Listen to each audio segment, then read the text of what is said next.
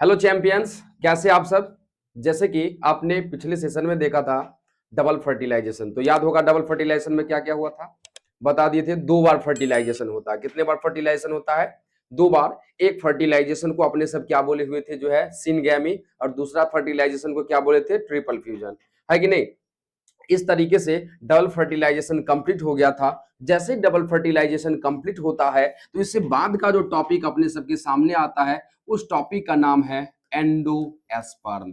क्या नाम है? एंडोएस्पर्म। जो कि हम बता दिए थे इस एंडोएस्पर्म का डेवलपमेंट कहां से होता है, तो हम बता दिए थे पीईसी कहिए या पीईएन कहिए, प्राइमरी एंडोएस्पर्म सेल कहिए या प्राइमरी एंडोएस्पर्म न्यूक्लियस कहिए। ठीक है, यानी यही आगे जाकर के क्या बनाता है, एंडोएस्पर्म बनाता है। और ये एंडोएस्पर्म में क्या होता है, तो यह जो है न्यूट्रिएटिव टिश्यू होता है, यानी इसमें जो है पोषक तत्व पाया जाता है जो डेवलपिंग जो है इम्ब्रियो, जो डेवलपिंग इम्ब्रियो को यह न्यूट्रिएशन प्रदान कराता है। तो याद रखिएगा जो है पीईएन कैसा था, ट्रिप्लॉइड था, तो एंडोएस्पर्म भी कैसा होगा, ट्रिप्लॉइड होगा।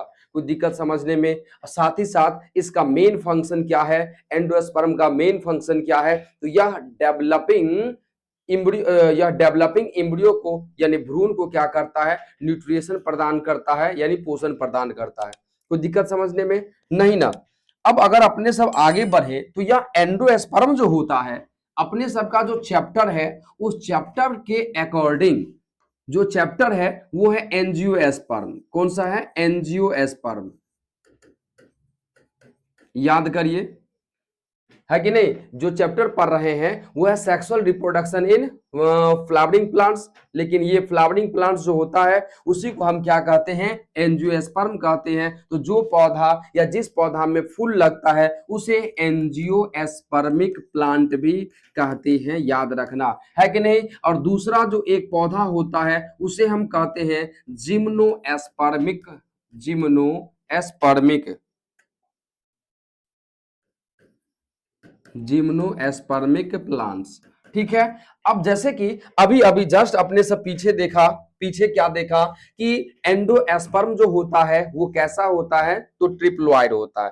लेकिन अभी अभी अपने सब देख रहे हैं कि एंडोएस्पर्म जो होता है वो 2 प्रकार का होता है। एक होता है एंजियोएस्पर्मिक प्लांट में अलग प्रकार के, और जिम्नोएस्पर्मिक प्लांट में अलग प्रकार के। यानी कि याद रखना है, जो एंजियोस्पर्मिक एंडोस्पर्म जो होता है उसमें क्रोमोजोम का संख्या जो होता है वो 3n, यानी एंजियोस्पर्मिक प्लांट में जो एंडोस्पर्म होगा उसमें जो क्रोमोजोम का संख्या कितना होगा, 3n होगा, यानी ट्रिप्लॉइड होगा। लेकिन जिम्नोस्पर्मिक एंडोस्पर्म में या जिम्नोस्पर्मिक प्लांट में जो एंडोस्पर्म जो होता है वो कैसा होता है, हैप्लॉइड होता है। ये बातें याद रखना। अगर आपको एग्जाम में अगर डायरेक्ट पूछे कि बताइए जो है एंडोस्पर्म में क्रोमोजोम का सेट कितना होता है, तो आपको जवाब देना है 3n। क्या जवाब देना है? 3n। अगर अलग से आपको पूछे कि बताइए एंजियोस्पर्मिक एंडोस्पर्म में क्रोमोजोम का नंबर कितना होता है, तो याद रखना है 3n। और अलग से पूछे जिम्नोस्पर्मिक प्लांट में या जिम्नोस्पर्मिक एंडोस्पर्म में क्रोमोजोम का सेट या संख्या कितना होता है, तो क्या कहिएगा, जो है n होता है। कोई दिक्कत समझने में? इसके अलावा यहाँ पर कुछ फैमिली का नाम दिए हुए हैं, है कि नहीं। जिसका नाम है ऑर्किडेसी दे दिए, है ना, पोडोस्टोमी दे दिए, इसी तरीके से है ट्रेपेसी। ये सारे के सारे जो है एंजियोस्पर्मिक प्लांट ही है, यानी फैमिली जो है। तो इसके अंतर्गत जो भी पौधा जो आता है उसमें एंडोस्पर्म नहीं पाया जाता है। इसके अलावा जितने भी एंजियोस्पर्मिक प्लांट है उन सभी में एंडोस्पर्म पाया जाता है। और उन सभी का काम है डेवलपिंग एम्ब्रियो को न्यूट्रिशन प्रदान करना। ठीक है। कुछ बातें आपको नोट में याद रखना है। क्या याद रखना है? अभी अभी जैसे कि हमने आपको एक बातें बताया, क्या बातें बताया, तो एंजियोस्पर्मिक एंजियोस्पर्मिक एंडोस्पर्म जो होता है, एंजियोस्पर्मिक एंडोस्पर्म जो होता है, इसमें क्रोमोजोम का सेट कितना होता है, 3n होता है। उसी तरीके से याद रखना है आपको क्या, जिम्नो एस्पर्मिक एंडोस्पर्म जो होता है, ये कैसा होता है, हैप्लॉइड होता है, क्रोमोसोम का एक ही सेट इसमें देखने को मिलता है। इसी तरीके से एक है ओइनोथेरा टाइप, है कि नहीं। ओइनोथेरा प्रकार जो है इसमें जो होता है, इसमें जो होता है एंडोस्पर्म, इसमें क्रोमोसोम का 2 ही सेट रहता है। ऐसा इसीलिए कि इसका जो एम्ब्रियो सैक रहता है उसके सेंट्रल सेल में एक ही न्यूक्लियस पाया जाता है जो कि हैप्लॉइड होता है। इसी तरीके से है पेपेरोमिया प्रकार, पेपोरिमिया टाइप जो है, इसमें टोटल जो है 9 क्रोमोसोम का सेट रहता है, यानी कि 9n होता है। ऐसा इसीलिए क्योंकि इसके जो है पोलर न्यूक्लियाई है उसमें टोटल 8 न्यूक्लियस रहता है, और वो जो है एक मेल गैमेट के साथ फर्टिलाइज करता है, तो टोटल कितना हो जाता है 9n। अधिकांशतः आपको क्वेश्चन पूछ दिया जाता है इन दोनों से। एंजियोस्पर्मिक एंडोस्पर्म पूछेगा 3n, जिम्नोस्पर्मिक एंडोस्पर्म पूछेगा तो क्या हो जाएगा, n हो जाएगा। ठीक है, ओइनोथेरा टाइप में पूछेगा तो 2n, और जो है पेपेरोमिया टाइप में पूछेगा तो क्या हो जाएगा 9n। जब अपने सब इतना बातें समझ गए तो अब अपने सबको समझना है टाइप्स ऑफ एंडोस्पर्म। क्या समझना है, टाइप्स ऑफ एंडोस्पर्म, है कि नहीं। तो एंडोस्पर्म में हम आपको बता दिए थे सबसे पहले कि एंडोस्पर्म का निर्माण किससे होता है, तो प्राइमरी एंडोस्पर्म सेल जो होता है जब उसमें डिवीजन होता है उसके बाद एंडोस्पर्म का निर्माण होता है। तो अलग अलग जो है एंजियोस्पर्म में जो एंडोस्पर्म का डेवलपमेंट अलग अलग प्रकार से होता है। इसके आधार पर इसे डिवाइड कर दिया गया 3 भाग में। एक को कहा जाता है न्यूक्लियर एंडोस्पर्म। क्या कहते हैं, न्यूक्लियर एंडोस्पर्म, न्यूक्लियर एंडोस्पर्म। अब न्यूक्लियर एंडोस्पर्म होता क्या है देखेंगे बारी बारी से। दूसरा जो होता है उसे बोलते हैं सेलुलर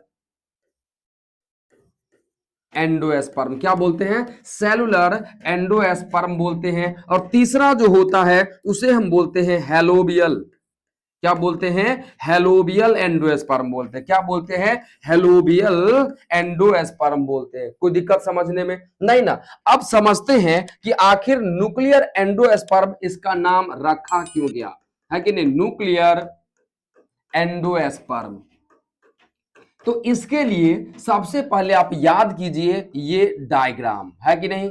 ये डायग्राम एम्ब्रियो सैक का फर्टिलाइजेशन हो चुका है। वो आपके ऊपर निर्भर करता है कि इस डायग्राम में माइक्रोपाइलर इंड आप किधर ले रहे हैं और चैलेजल इंड किधर ले रहे हैं। जिधर से हम माइक्रोपाइलर इंड लेंगे उधर से याद रखना है जाइगोट रहता। फर्टिलाइजेशन के बाद क्या बनाता है, जाइगोट बनाता है, नहीं जी। और बीच में जो था सेंट्रल सेल जो है, इसके बीच में जो न्यूक्लियस फ्यूज किया था ट्रिपल फ्यूजन, और उसके बाद ये क्या बनाया था, पीईएन प्राइमरी एंडोस्पर्म न्यूक्लियस, या फिर हम लोग क्या बोलेंगे पीईसी प्राइमरी एंडोस्पर्म सेल। अब इससे आगे क्या होगा, तो एंडोस्पर्म का निर्माण होगा। तो न्यूक्लियर एंडोस्पर्म में होता क्या है, तो न्यूक्लियर एंडोस्पर्म में तो आपको याद रखना है कि यह प्राइमरी एंडोस्पर्म न्यूक्लियस जो है या प्राइमरी एंडोस्पर्म सेल जो है यही आगे जाकर के जो है क्या करेगा, एंडोस्पर्म बनाएगा। तो सबसे पहले इसमें होता फ्री न्यूक्लियर डिवीजन। क्या होता, फ्री न्यूक्लियर डिवीजन। अब देखिए ये इतना बड़ा सेल है, अगर सेल को अभी हम साइड कर दे तो ये जो न्यूक्लियस जो है अब इसमें फ्री डिवीजन होगा। जैसे ये एक न्यूक्लियस है तो एक से बन गया 2 न्यूक्लियस, 2 से बन गया 4 न्यूक्लियस, 4 से बनेगा 8 न्यूक्लियस, और इस तरीके से बार बार इसमें न्यूक्लियर डिवीजन होते चला जाता है, और पूरा सेल में न्यूक्लियस ही न्यूक्लियस दिखाई देता है। यानी यहां पर क्या हो रहा है, यहां पर क्या हो रहा है, फ्री न्यूक्लियर डिवीजन।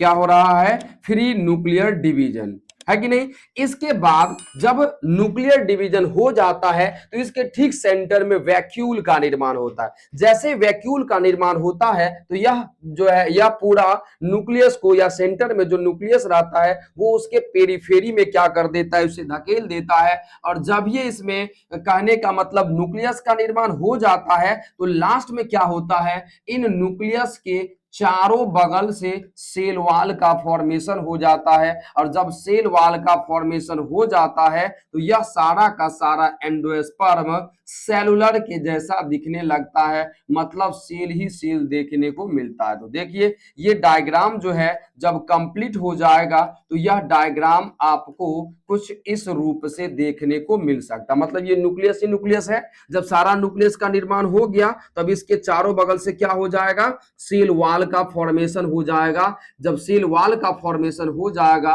तो ये आपको केवल सेल ही सेल आपको दिखाई देगा। तो इस तरह से जो एंडोस्पर्म का जो डेवलपमेंट होता है, यानी जिसमें सबसे पहले न्यूक्लियस का डिवीजन होगा और सबसे लास्ट में सेल वाल का निर्माण होगा, तो इस प्रकार से जो एंडोस्पर्म का डेवलपमेंट होता है उसे हम क्या कहते हैं, न्यूक्लियर एंडोस्पर्म, जो कि कोकोनट का जो पानी वाला जो भाग होता है कि नहीं, कोकोनट पानी है ना, डाब वाला जो नारियल जो होता है उसमें कुछ इसी प्रकार के एंडोस्पर्म डेवलपमेंट देखने को मिलता है।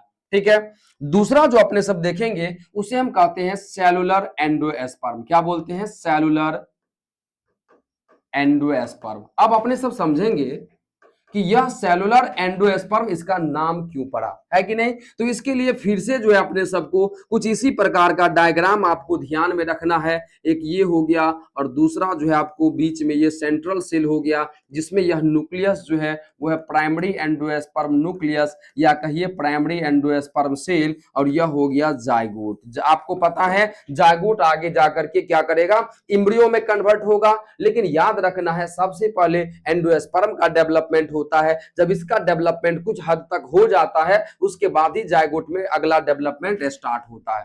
तो सेलुलर टाइप ऑफ एंडोस्पर्म में होता क्या है कि यह प्राइमरी एंडोस्पर्म न्यूक्लियस जो है यह बंट गया एक से दो भाग में। जैसे ही एक से दो भाग में बटा, बीच में सेल वॉल का निर्माण हो गया, है कि नहीं। फिर से अगला जो आप डायग्राम देखिएगा तो अगला डायग्राम कुछ आप इस तरीके से फिर से देख सकते हैं। ये नीचे वाला जाइगोट है, ऊपर वाला जो कुछ इस तरीके से एक से दो सेल बन गया। अब ऊपर वाला न्यूक्लियस डिवाइड कर गया कुछ ऐसे, तो बीच में फिर से सेल वॉल बन गया। नीचे वाला भी न्यूक्लियस डिवाइड कर गया, फिर से कुछ इस प्रकार से सेल बन गया। मान लीजिए ये सेल फिर से ये न्यूक्लियस फिर से डिवाइड किया, यहाँ पर सेल बन गया। ये न्यूक्लियस फिर से एक से दो हुआ, फिर से एक से दो सेल बन गया। ये न्यूक्लियस फिर से डिवाइड किया, है कि नहीं। तो इस तरीके से देखा जाए तो जितना बार न्यूक्लियस का डिवीजन होगा उतना बार सेल वॉल का भी जब डिवीजन होगा, तो इस प्रकार से जो लास्ट में जो एंडोस्पर्म बनता है तो इसे कहा जाता है सेलुलर एंडोस्पर्म। क्या कहा जाता है, सेलुलर एंडोस्पर्म, जो कि धतूरा में देखने को मिलता है, पिटूनिया में देखने को मिलता है, एटसेट्रा। तो दिक्कत समझने में। अगला जो टाइप है तीसरा नंबर पर, उसे हम कहते हैं हेलोबियल एंडोस्पर्म। क्या कहते हैं, हेलोबियल एंडोस्पर्म। क्या कहते हैं, हेलोबियल एंडोस्पर्म। अब हेलोबियल एंडोस्पर्म जो होता है यह न्यूक्लियर एंडोस्पर्म और सेलुलर एंडोस्पर्म दोनों का मिक्सचर होता है, यानी कि इसमें दोनों का गुण देखने को मिलता है। तो इस तरीके से ये जाइगोट हो गया और ये बीच वाला जो सेल हो गया पूरा का पूरा, है कि नहीं, यह हो गया primary endosperm cell, primary endosperm cell, और इसके न्यूक्लियस को प्राइमरी एंडोस्पर्म न्यूक्लियस कहिए, है कि नहीं। इसमें सबसे पहले क्या होता है, इसमें सबसे पहले जो सेल जो है वो दो अनइक्वल भाग में डिवाइड कर जाता है।